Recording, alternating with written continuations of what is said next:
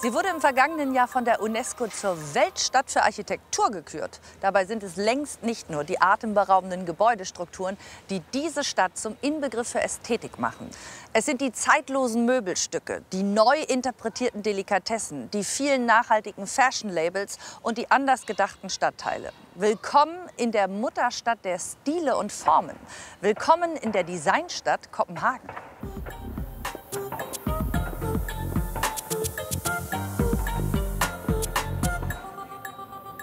Dort, wo früher die dänische Marine ihre Schiffe ankerte, steht heute die königliche Oper des Star-Architekten Henning Larsen. Noch immer entstehen neue architektonische Schmuckstücke im Hafengebiet der Innenstadt. Papierspeicher auf Paper Island werden zu extravaganten Wohnungen. Daneben ein neuer Outdoor-Swimmingpool, erzählt mir Sine. Sie führt seit 15 Jahren Besucher zu ausgewählten Themen durch ihre Heimatstadt.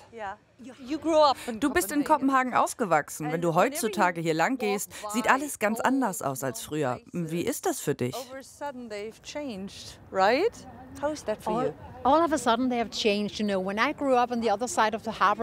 Ich bin in den 70er und 80er Jahren am anderen Hafenufer aufgewachsen und wir sind wirklich niemals hier spazieren gegangen. Das war ein verdrecktes Industrieviertel. Heute ist das selbstverständlich. Wir treffen uns hier, sonnen uns, beobachten Leute oder gehen auf Veranstaltungen.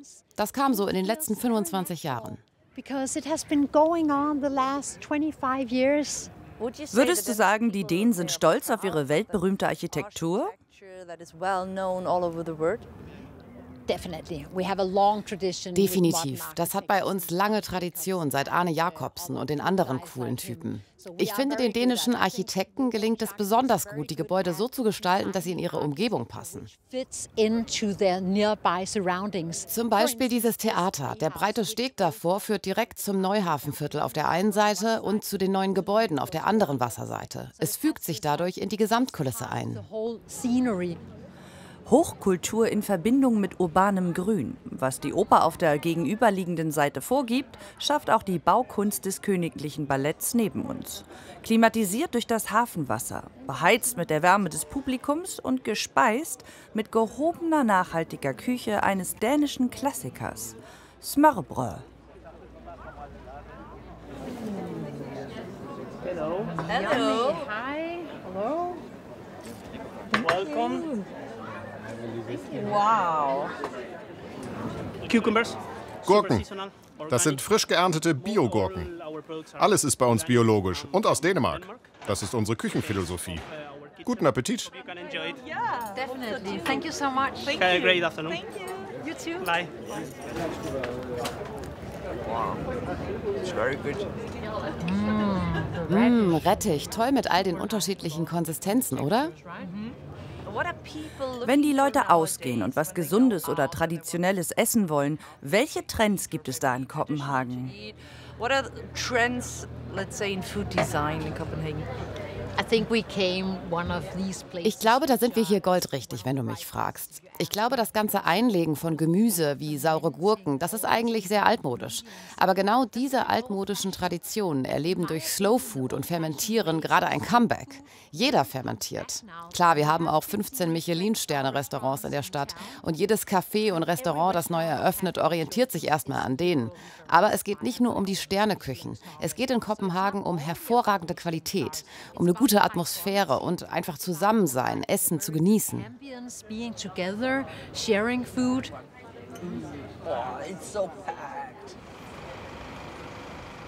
Auf der anderen Wasserseite im Viertel von Christianshorn werden keine neuen Food, sondern neue Fashion-Trends kreiert.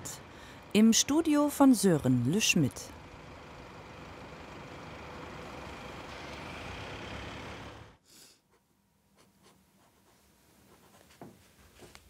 I usually work with drawings and I like to buy leftover fabrics.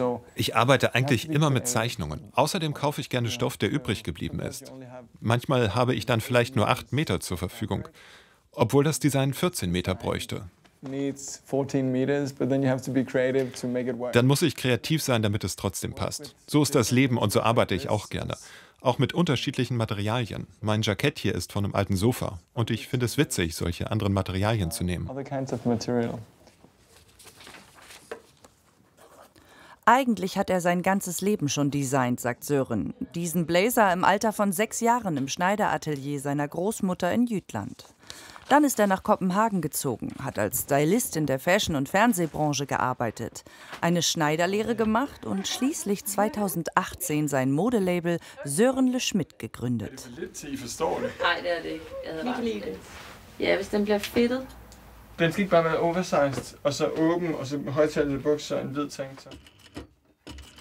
Neue Kollektionen lässt der Designer in Kopenhagen von verschiedenen Schneidern fertigen. Kleine Änderungen macht Sören im eigenen Studio, zusammen mit seinen Assistentinnen Camilla und Nadja. Wenn wir was für sein Studio kreieren oder ausprobieren wollen, dann ist Sören dafür ganz offen. Eigentlich können wir machen, was wir wollen. Und das ist ein echtes Privileg, an so einem Ort arbeiten zu können, gerade in der Fashionbranche.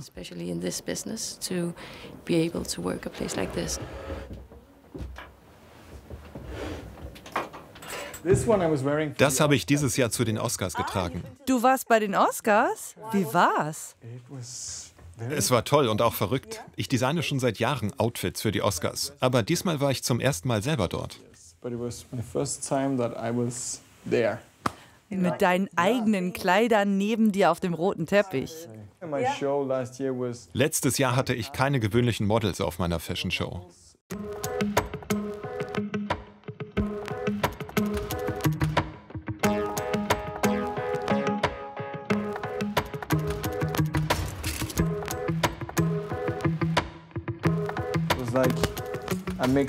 Es war eine bunte Mischung aller Geschlechter, Altersklassen und Körperformen. Das bin einfach ich als Designer. Alle Körperformen? Dann kann ich ja diesen Blazer anprobieren, der gefällt mir besonders gut. Den hat meine Frau getragen auf den Oscars. Ja? Ja, das Teil war auf Elton Johns Aftershow-Party. Wow, das ist so cool. Wie würdest du deinen Stil als Designer beschreiben? Ich glaube, ich bin sehr grafisch, minimalistisch, strukturiert. Jetzt gerade ist überwiegend schwarz angesagt. Aber ich designe in jeder Farbe. Aber in meinem Kopf ist so ein Chaos, deswegen brauche ich hier nur Schwarzes. Aber hinter dem Vorhang hängen ganz viele Farben.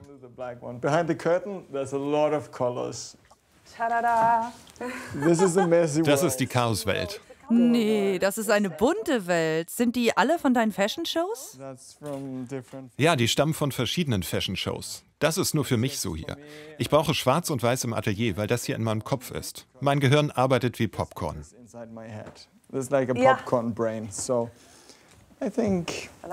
Mir gefällt das Grüne richtig gut. Das hat die ehemalige Premierministerin auf meiner Show im August getragen, Helle Thorning-Schmidt.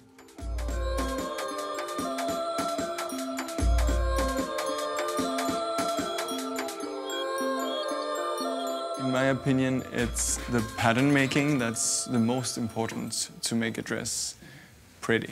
Ich glaube, das Schnittmuster ist entscheidend. Das bestimmt, ob ein Kleid schön ist, nicht der Stoff. Ich neige dazu, die Schnitte auf eine bestimmte Art und Weise zu manipulieren, die sehr Søren Le Schmidt ist. Und ich glaube, den Leuten gefällt, dass ich mich das traue. Früher oft als grob und fad belächelt, gilt Mode aus Kopenhagen inzwischen auf der Weltbühne als demokratisch, fair und nachhaltig mit einer immer einflussreicheren Fashion Week im Sommer. Diesen Wandel gab es noch nicht, als Marianne noch Modedesignerin war. Sie steigt 2013 aus dem Modebusiness aus.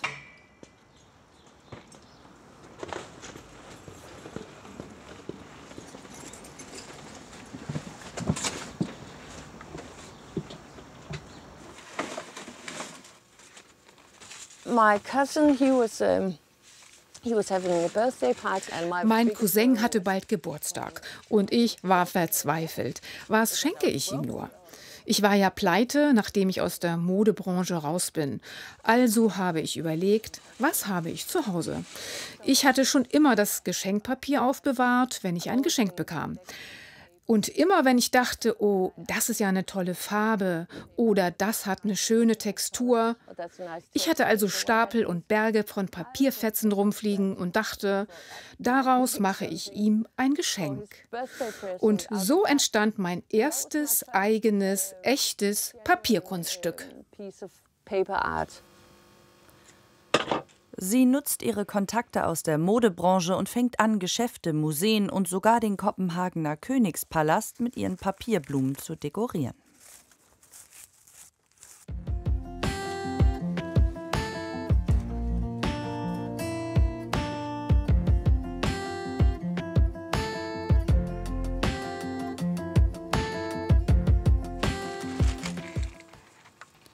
Krepp und meist Seidenpapier in hunderten Lagen. Ihre Papierquelle und die genaue Zwirbeltechnik, ein gut gehütetes Geheimnis der 60-Jährigen. Denn das Blumendesign boomt. Gerade bastelt Marianne für eine ganze Wand eines Einkaufszentrums. 1,5 Jahre Arbeit.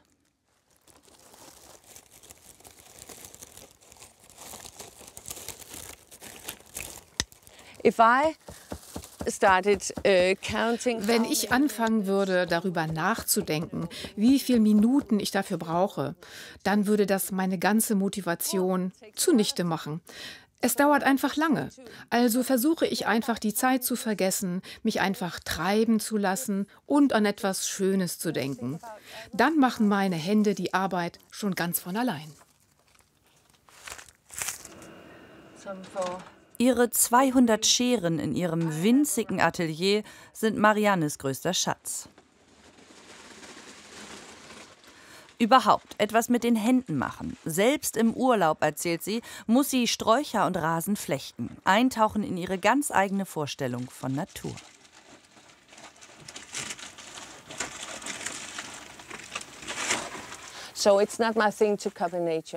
Ich möchte die Natur gar nicht kopieren.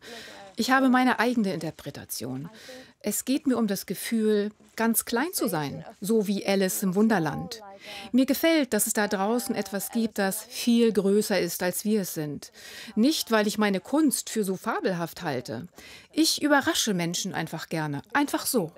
These are marvelous. I just like to surprise people for the fun of it.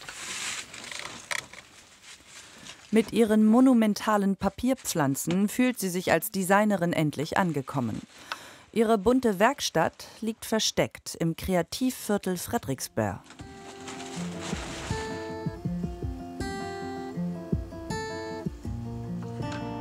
Nur wenige Straßen entfernt von der nächsten Kreativfabrik.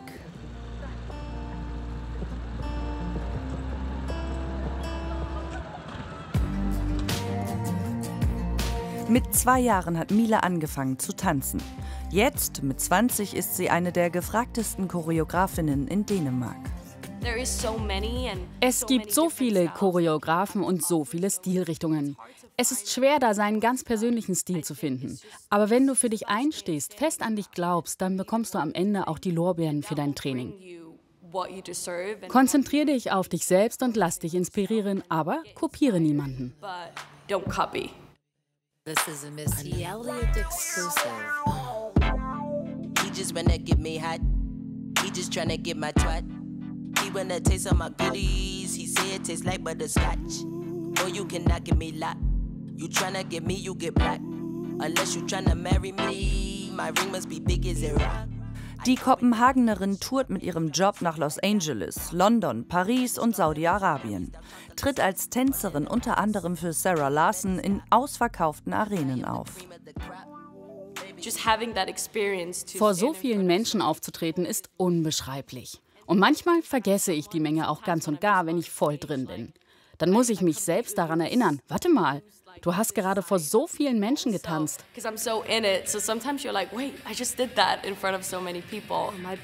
Mein größter Traum ist wahr geworden. Ich kann vom Tanzen leben. Ich lebe diesen Traum jeden Tag.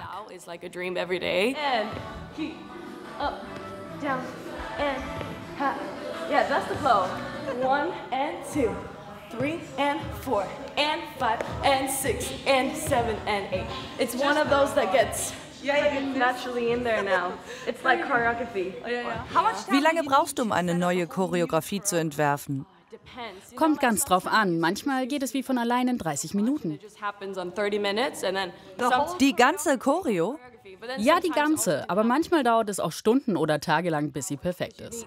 Have 1 and 2, and to now step back on your left. 3, to prep and jump on both legs. 4. So make sure all of this Versucht, dass alles parallel klappt. Ich möchte, dass ihr das Gefühl habt, euch wirklich zu bewegen, ja? Ihre Schüler sind meist selber Tanzlehrer und kommen für ein Jahr aus Italien, Schweden, Österreich oder den USA nach Kopenhagen, um neue Choreografien von Mile zu lernen. Nur ein gutes Repertoire in der Tanzvita bringt die Jobs auf großen Bühnen und ermöglicht ein Leben als Profitänzer. Und ich glaube, dass sie schon einer der Besten ist, einfach in dem Gebiet, vor allem was das Kommerzielle angeht. Also ich würde schon sagen, dass sie einfach sehr kreativ ist und ich glaube, das zeichnet sie aus. Und hier in Kopenhagen ist das beste Training. Also wir kriegen jede Woche International Teacher eingeflogen und das ist halt schon krasses Training. Also wir haben jeden Tag 5 Stunden, Montag bis Freitag am Vormittag und dann am Abend sind eben auch noch mal Classes. We have 1, 2, 3, 4, hey!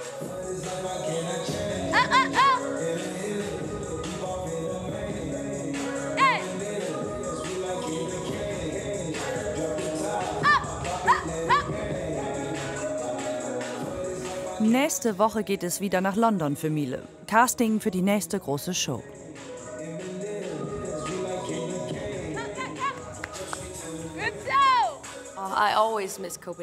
Ich vermisse Kopenhagen immer. Schließlich habe ich hier trainiert und mein ganzes Leben verbracht. Natürlich macht es mir Spaß, dass ich durch das Tanzen so viel reise. Ich bin für jede Erfahrung dankbar. Aber zu Hause kann ich mal abschalten und ich selbst sein. Und ich weiß, hier wollen meine Schüler was von mir lernen und das fühlt sich einfach nach Zuhause an. Ob nach Hause oder zu ihren Kunden. Marianne fährt überall hin mit ihrem Fahrrad, um unterwegs Ideen für ihre Papierkunst zu sammeln. Lieblingsabstecher: der alte Assistenzfriedhof.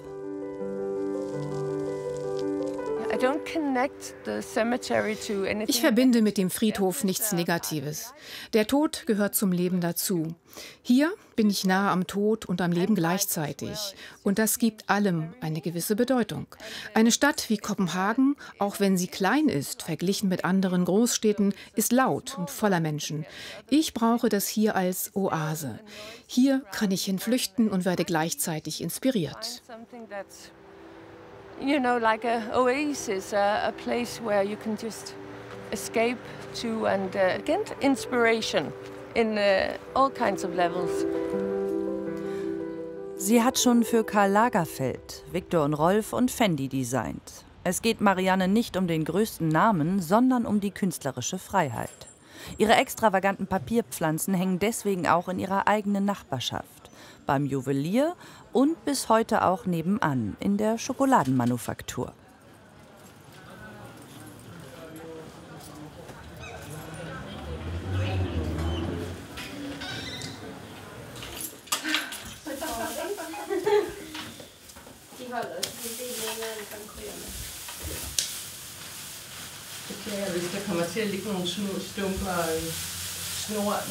Marianne is very unique. Marianne ist einzigartig mit ihrer verspielten Kunst. Sie nutzt so viele Farben. Das passt gut zu unserem Geschäft. Wir sind auch gerne anders und erregen die Aufmerksamkeit unserer Kunden.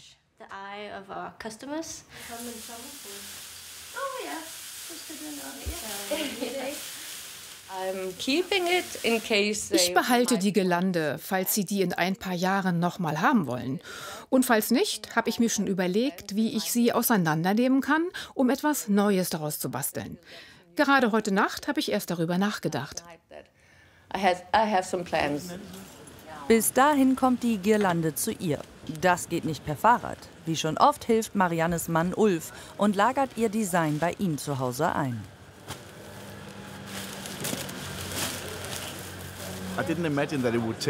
Ich hatte nicht erwartet, dass sie so viel Platz braucht. Aber unser gemeinsamer Lebensweg ist auch für mich toll.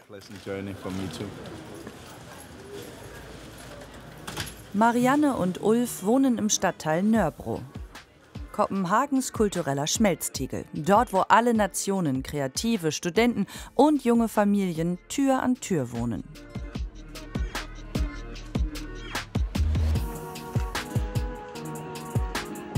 Sine zeigt mir hier die angesagteste Straße. Die Jägersburger ist 300 Meter lang und voll von unabhängigen kleinen Designshops.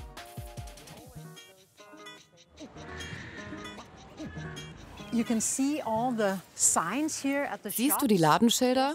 Sie sind fast gleich groß, nur mit anderer Schrift. Wir sind hier nämlich von einer großen Kooperative umgeben. Um die Jahrtausendwende herum, vor 24 Jahren, hatten die Einwohner hier die Nase voll von den ganzen Drogendealern an jeder Ecke. Es war eine ganz schön unheimliche Gegend damals. Die Anwohner wollten das ändern und haben sich mit der Polizei zusammengetan. Die Drogendealer wurden vertrieben und verschiedenste Geschäfte stattdessen angeworben. Denn die Mieten hier betragen nur 1/3 dessen, was man in der Innenstadt zahlt. Das ist die Erfolgsgeschichte. Die Betreiber hatten den Mut, ihre Läden hier zu eröffnen. Und wie du siehst, heute lebt die Straße. Die Anwohner wollten nicht nur Klamottendesign, erzählt Sine, sondern handgemachtes, nachhaltige Lampen aus recycelten Holzresten. Die besten Zimtschnecken.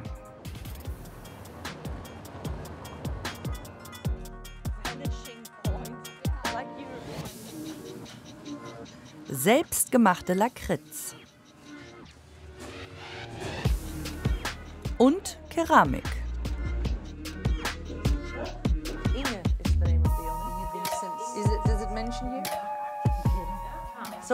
Warum ist dieser dein Lieblingsladen? Mir gefällt, dass hier alles weiß und clean ist. Ich liebe minimalistische Lösungen, dass man sein Zuhause zum Beispiel nur durch eine kleine neue Vase auf dem Tisch umgestalten kann.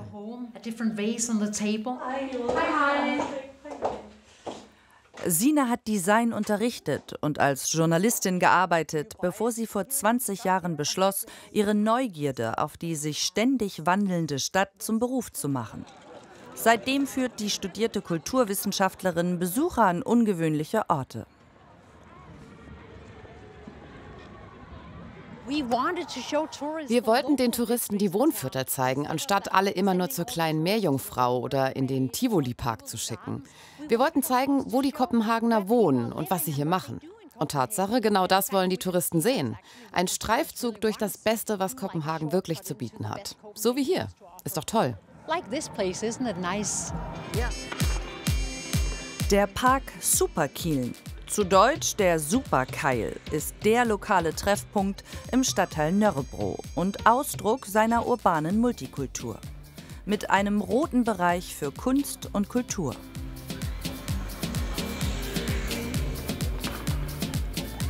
Dem schwarzen Markt in der Mitte für Spiele und Treffen. Und dem grünen Areal im Norden für Picknick und Sport.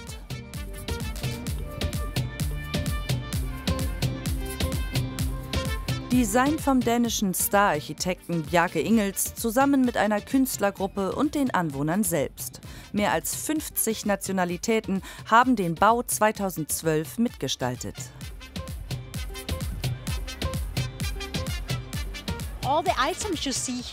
Die ganzen Sachen, die du unten siehst, stammen aus der ganzen Welt. Zum Beispiel der Springbrunnen aus Marokko. Weiter unten sind Schaukeln aus dem Irak, dann gibt es Bänke aus Brasilien. Damit jeder etwas aus seinem Heimatland hier hat, um sich quasi zu Hause zu fühlen. Obwohl sie längst in Kopenhagen leben, im Schmelztiegel Nörrebro.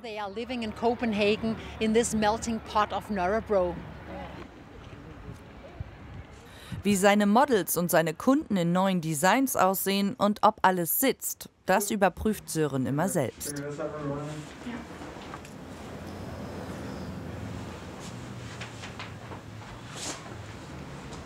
Kommer du lidt over? Ja. Men vi kan lige herinde faktisk mere. 71. I work the best when I have a lot of different projects going on. Ich arbeite am besten, wenn ich viele Projekte gleichzeitig laufen habe. Ich habe ja von meinem Popcorn-Gehirn erzählt. Das geht tick-tack in alle Richtungen. Und das mag ich. Wenn ich eine Idee für ein Fernsehprogramm habe, mache ich einen Pitch und maile ihn zum Sender. Wenn ich was anderes pitchen will, schicke ich es direkt an eine Firma. Wenn ich eine Idee habe, setze ich sie gleich um. Wenn ich erst lange drüber nachdenke und bis zum nächsten Tag warte, dann habe ich schon verloren.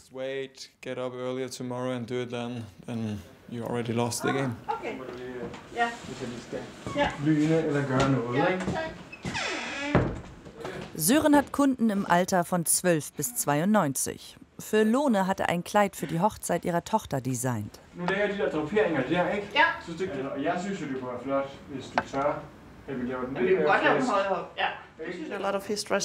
Ich habe viele seiner Kleider in Dänemark und auch im Ausland gesehen. Mir gefällt seine Art zu designen. Und natürlich denke ich bei ihm an Königin Mary neben König Frederik.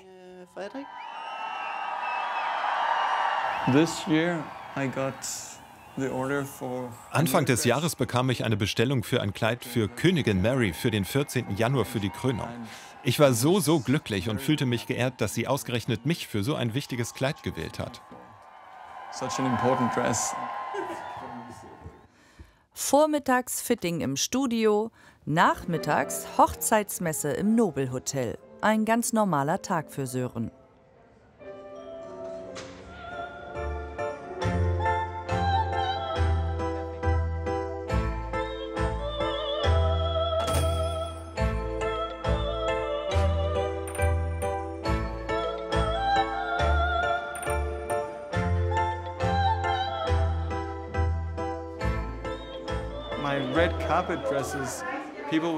Die Leute fragten mich immer nach meinen Kleidern vom roten Teppich. Kann ich das haben, aber in weiß? So fing es an und wurde immer mehr, denn ich designe ja sowohl für Frauen als auch für Männer. Dieses Jahr schneidert er für 50 Brautpaare. Auf Events wie diesen wird der 35-Jährige dauernd erkannt. Sören hat eine eigene Fashion-Show im Fernsehen. Außerdem arbeitet er ständig mit anderen Designern aller Richtungen zusammen. Von Brian hat Sören ein 170.000 € teures Collier für seinen Oscar-Auftritt geliehen.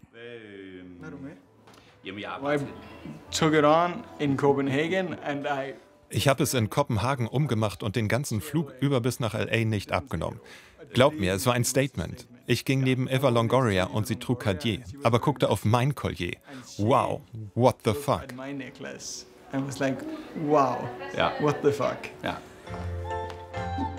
Ein Statement in den Sterneküchen der Stadt ist dieses Design, der Yari-Stuhl.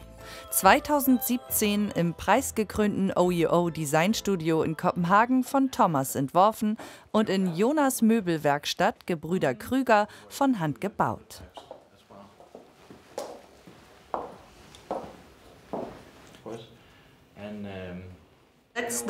Das ist also die Rückenlehne vom Yari-Stuhl.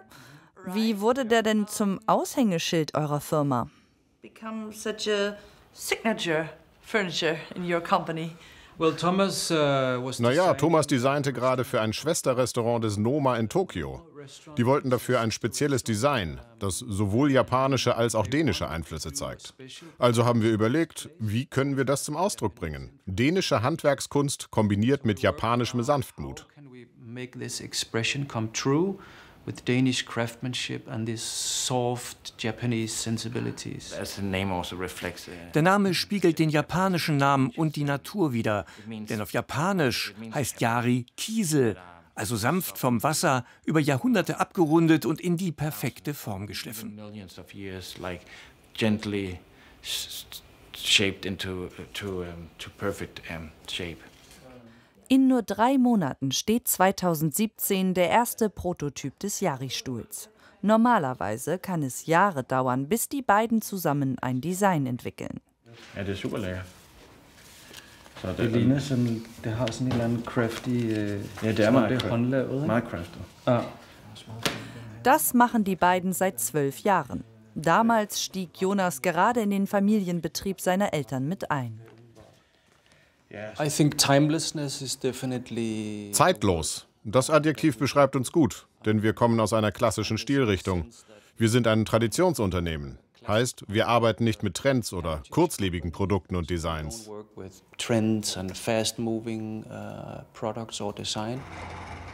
Die Designmöbel werden in Fährlöse, 20 Kilometer außerhalb Kopenhagens, gefertigt. Seit 5 Generationen. 1886 gründen die Brüder Theodor und Ferdinand eine Drechsler-Werkstatt. Seitdem bauen die Krügers Holzmöbel. In den 90er Jahren setzten günstige Massenproduktionen im Ausland und Arbeiterstreiks die Branche massiv unter Druck. Jonas Eltern fangen daraufhin an, die ersten Designmöbel zu bauen. Jonas hat in der Musik- und Filmwelt gearbeitet, seine Schwester als Schneiderin. Erst 2011 beschließen die Geschwister, das Erbe fortzuführen und nur noch auf Designstücke zu setzen. Vor wenigen Wochen hat Julie die Geschäftsführung übernommen. Es ist bei meinem Bruder und bei mir einfach Teil unserer DNA. Wir sind quasi im Holzstaub groß geworden. Als wir klein waren, war die Firma noch ganz dicht an unserem Zuhause. Also waren wir immer dort, haben den Geruch von Holz aufgesogen und beim Schreinern zugeschaut. Es ist also eigentlich selbstverständlich für uns, jetzt in der Firma zu arbeiten und sie weiterzuentwickeln.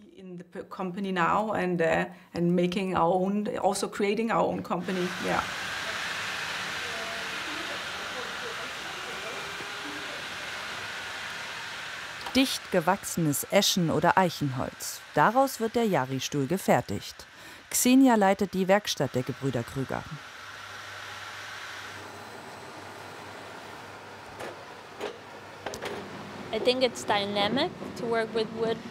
Ich finde, es hat was Dynamisches, mit Holz zu arbeiten, denn Holz ist immer lebendig. Du musst genau wissen, wie das Holz in jedem einzelnen Prozess reagiert. Du musst wissen, wo die Bäume gewachsen sind und wie das die Qualität des Holzes beeinflusst.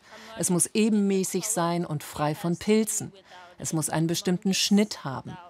Jedes Möbelstück braucht einen bestimmten Holzschnitt, also sortieren wir nach Qualität, um möglichst alles vom Holz nutzen zu können.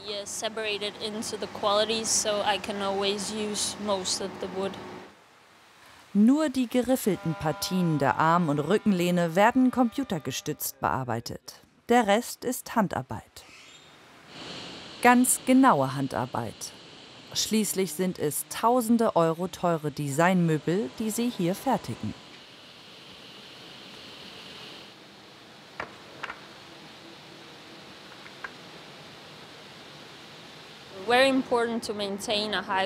Wir müssen eine gleichbleibend hohe Qualität sicherstellen. Deswegen ist jeder dafür verantwortlich, jeden Schritt zu überprüfen. Es gibt auch Regeln. Beim Kleben zum Beispiel hast du genau 10 Minuten für ein ganzes Stück. Dabei müssen die Durchmesser immer genau gleich bleiben. Alles muss gleich ausgerichtet sein. Wenn du es vorher nicht trocken testest und trotzdem klebst, dann passt es meistens nicht. It's not actually possible to glue it. Mit Trocknungszeit stecken 24 Stunden Arbeit in einem Yari-Designstuhl. Wenn er nicht gerade für ein Sterne-Restaurant gebaut wurde, dann kommt er in die Kopenhagener Innenstadt, ins Schaufenster des Showrooms.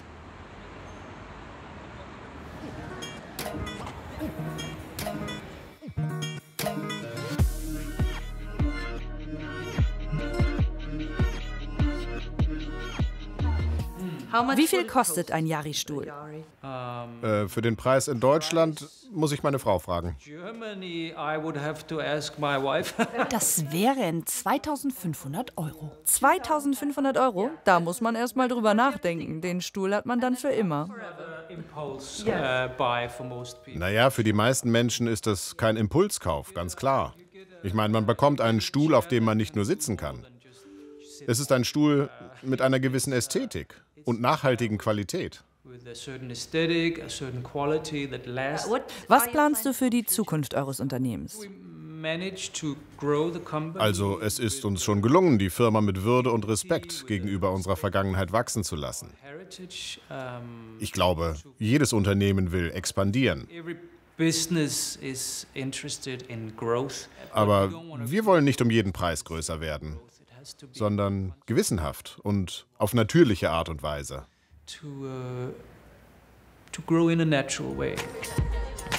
Im Tivoli-Park, mitten in der Innenstadt, ist auch Sörens Label die vergangenen Jahre größer geworden.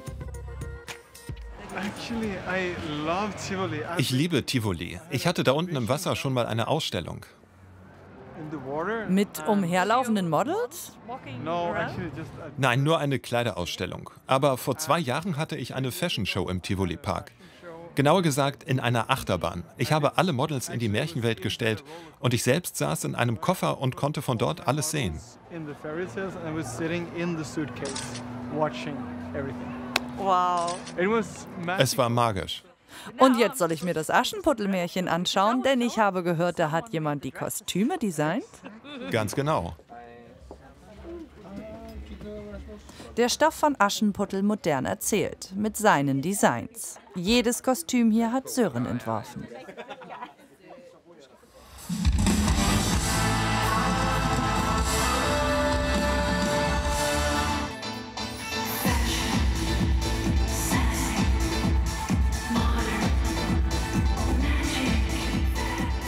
Ella arbeitet in der Fashion-Industrie und wird von Supermodels und Designern nur hin und her geschickt. Altså, skal du stå der? Ja. Blev du ikke fyret? Flyt dig! Hvad nu? Prøv ikke flytte sig. Jamen, så flyt dig dog, Stella. Flyt dig! Kurz vor einer großen Show wird sie plötzlich ohnmächtig und erwacht in einer Märchenwelt. Jeg har det godt.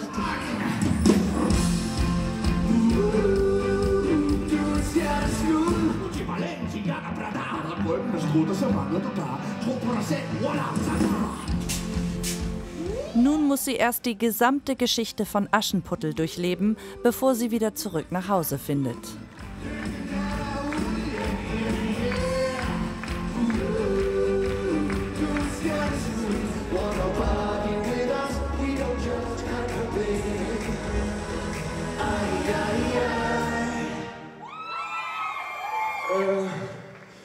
Ich bin der Partystarter!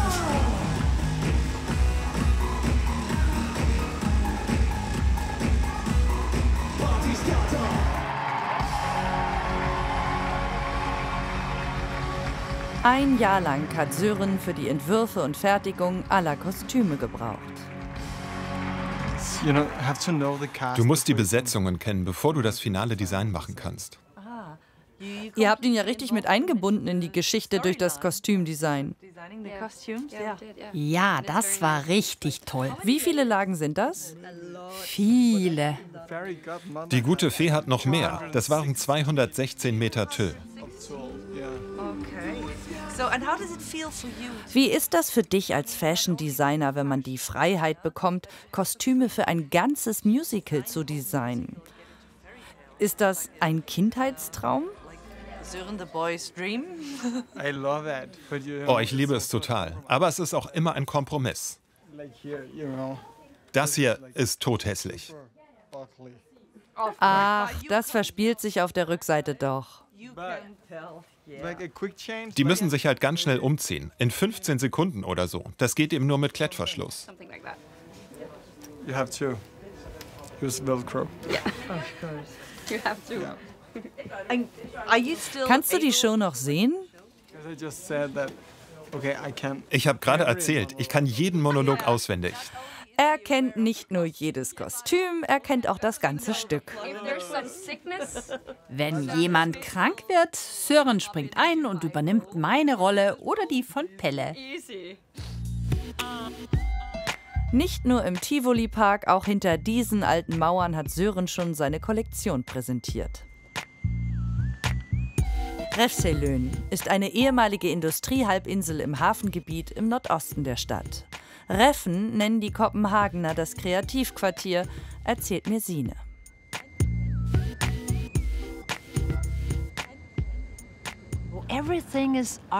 Alles verändert sich hier gerade. Nach 1996 haben viele Künstler die großen Hallen übernommen für ihre Studios und Büros.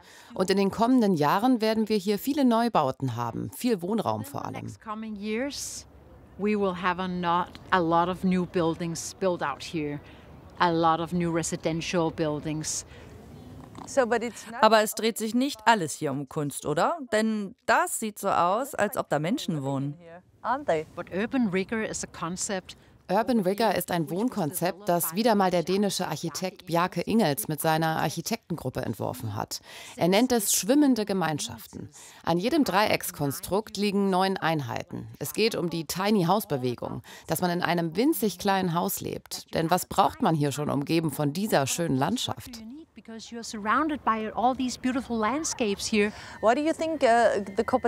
Warum legen die Kopenhagener so viel Wert auf Stile und Formen? Vor allem, wenn es um ihre Wohnungen geht.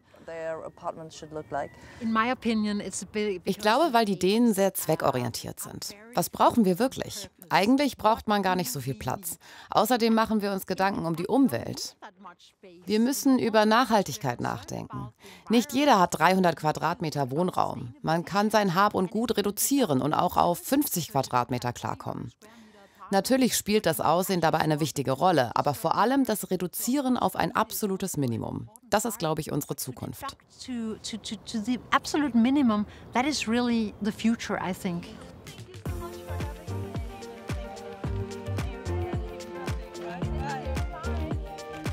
Auch die kulinarische Zukunft Kopenhagens hat auf der Halbinsel ein neues Zuhause.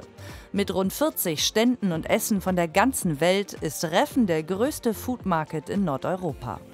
Junge Nachwuchsköche bekommen hier die Chance, ihre Küche auszuprobieren, bevor sie ein Restaurant in der Stadt eröffnen. Ohne Kaution oder hohe Mieten. Die Pacht ist immer unterschiedlich und richtet sich nach den Einnahmen. Anschlüsse, Leitungen und Bezahlsystem stellt der Food Market-Betreiber. Die Küchengeräte und das Design bestimmen die Chefs selbst.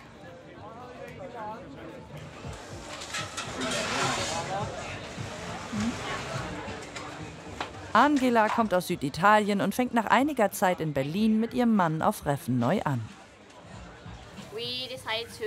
Wir haben beschlossen, hier zu eröffnen, weil es eine überschaubare Investition war. Wir sind nicht reich geboren und wir dachten, das ist eine tolle Gelegenheit in Kopenhagen. Nun sind wir hier.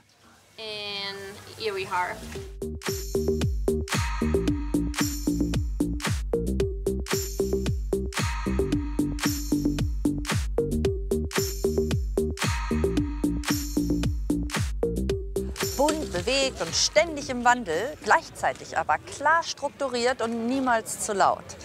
Wenn die Facetten dieser Stadt und die dänischen Designer Sie genauso fasziniert haben wie mich, dann gibt es die Stilmetropole zum nochmal Nachschauen in der ARD-Mediathek. Und natürlich haben wir auch schon die nächste Sendung für Sie designt, und zwar am 9. Juni mit Christine Recke. Machen Sie es gut. Bis bald.